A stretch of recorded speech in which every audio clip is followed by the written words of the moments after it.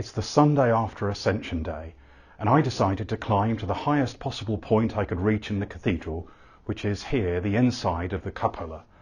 There are some great views, but if all Jesus did at the end of his ministry was to ascend, he wouldn't have gone into heaven but into orbit. So there was clearly more to it than that.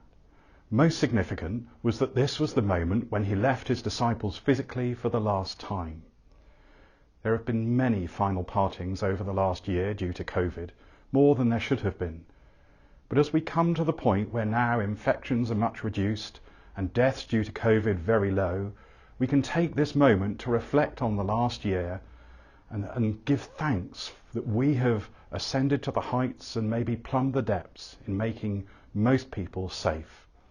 We give thanks for those who have left us for the last time, and we thank God for the gifts he has given us in those who work in health, in care, in epidemiology and in virology and public health, and that so many now are protected and no longer dying due to COVID.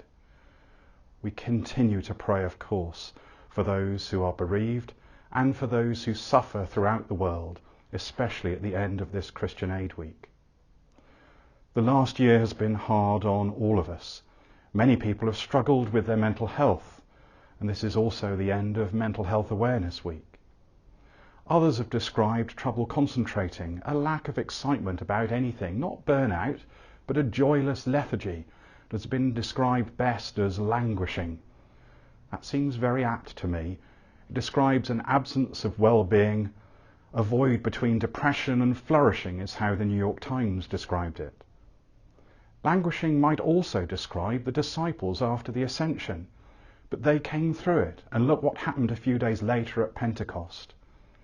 We might feel that we are languishing now, but there are better days to come.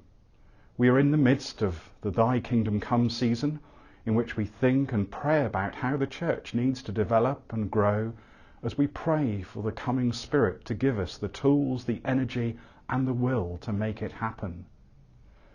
At the cathedral, we look forward to welcoming back, for the first time in many months from Monday, tourists and visitors, and we have a new interactive tour for them to experience.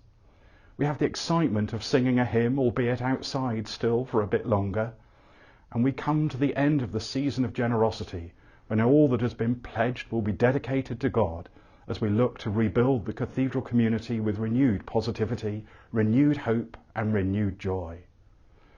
The cupola gave me some great alternative views of Portsmouth and the surrounding area. I encourage you to think about where you might go to get that different perspective, especially if you felt your mental health challenged or are languishing. What might help you begin to discover that renewed positivity, joy and hope? The promise, seek and you will find, at least requires a search to have begun.